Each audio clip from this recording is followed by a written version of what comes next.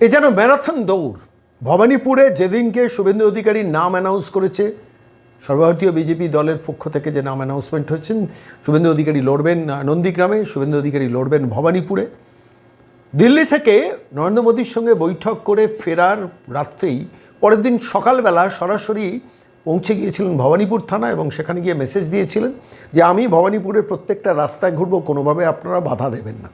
তারপরে দেখেছিলাম ভবানীপুর থানার সামনে প্রচুর সিআরপিএফ বাহিনী টাইনি ডিপ্লয় করা হয়েছিল।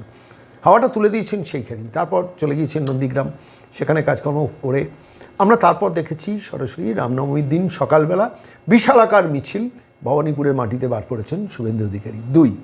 তৃতীয়, মাত্র দুদিন আগে রাকেশ সিংয়ের বাড়ির কাছে একটি রাস্তা জমি, সেই জমিতে একটি টেম্পোরারি শেড করে সেখানে বিজেপির তরফ থেকে একটা ম্যারাপ বাঁধা হচ্ছে, সেখানে টেম্পোরারি একটা পার্টি অফিস করা হচ্ছে।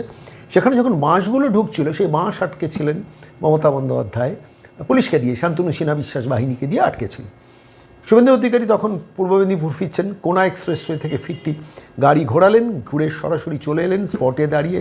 অজয় নন্দা কলকাতা পুলিশ কমিশনার তাকে দুবার ফোন করলেন, তারপর চিফ ইলেকশন অফিসার রাজ্যের মনোজ আগরওয়ালকে ফোন করলেন এবং সেই বাঁশ রিলিজ করালেন। ম্যারাপ বাঁধা শুরু হলো।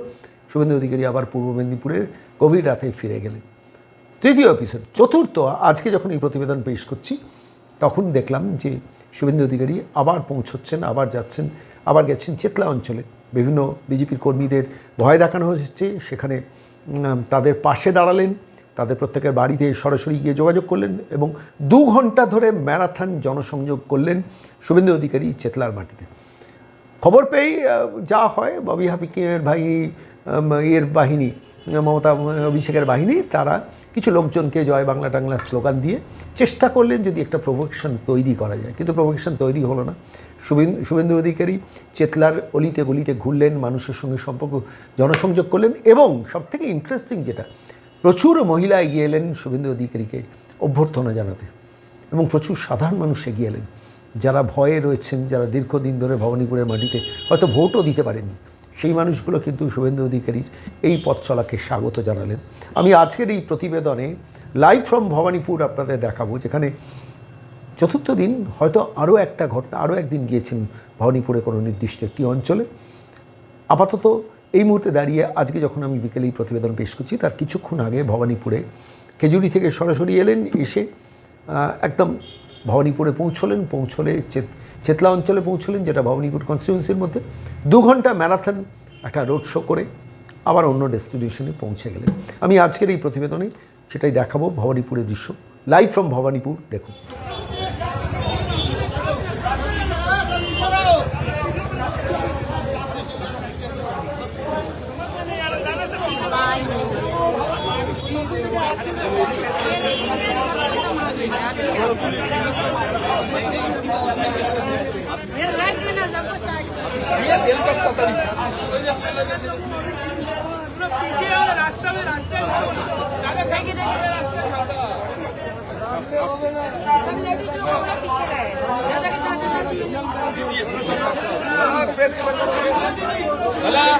দাদা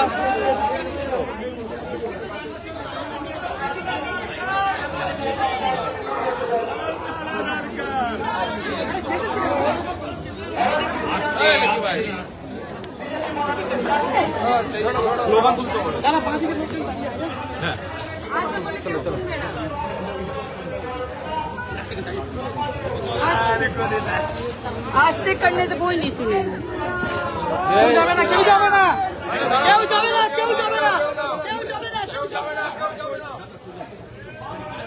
दोनों ही देंगे आपको ना। बीजेपी सरकार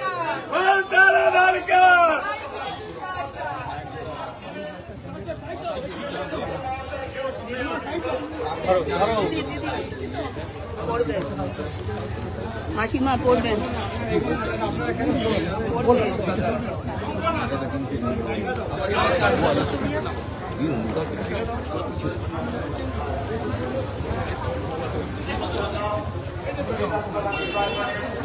কেউ যাবে না, কেউ যাবে না, কেউ যাবে না।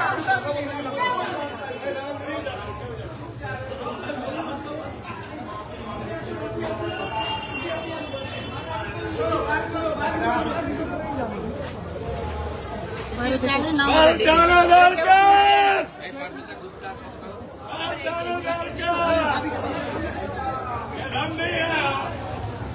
भारत माता की जय। भारत माता की जय।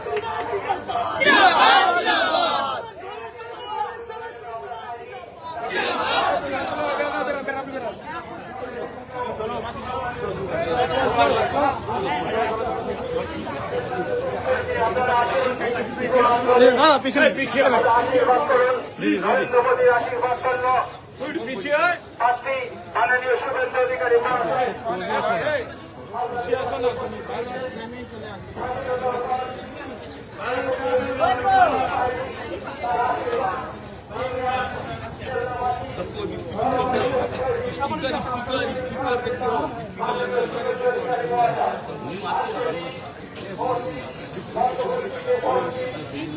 অধিকারী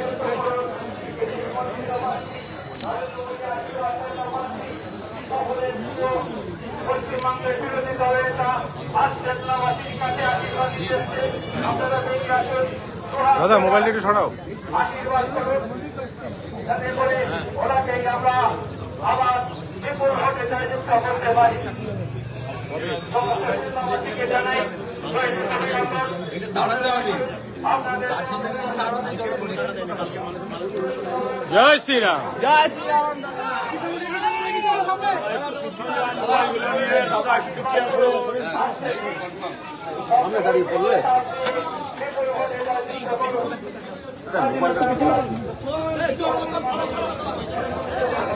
রাস্তাতে এগিয়ে চলুন।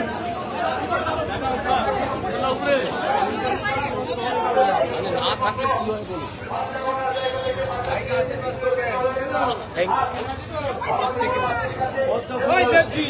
নরেন্দ্র মোদী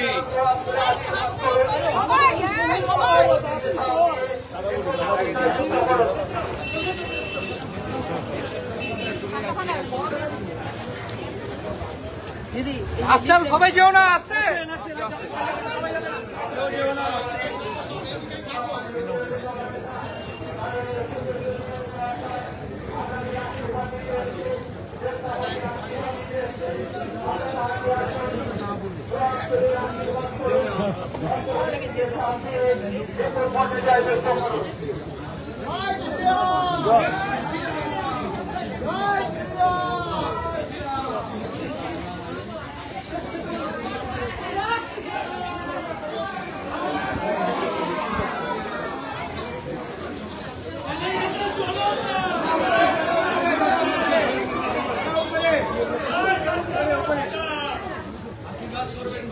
আজ আপনাদের সামনে উপস্থিত হয়েছে স্বাধীনতার পর পশ্চিমবঙ্গের মানুষের মনের কথা, যে মানুষ পশ্চিমবঙ্গ বিধানসভায় সকল সাথে তুলে ধরেছেন।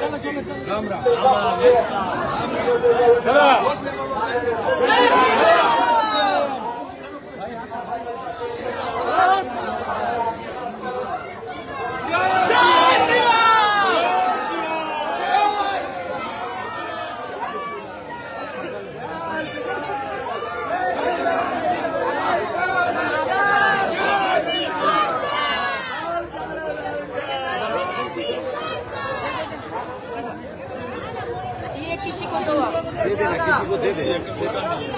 कोई लगाने का रेडी नहीं होगा। দাও না লাগা। लगाओ। আরে এগুলো লাগাও নি। हाँ लगाচ্ছি তো কত লাগে লাগাও। আটলে হচ্ছে না। দাদা বলে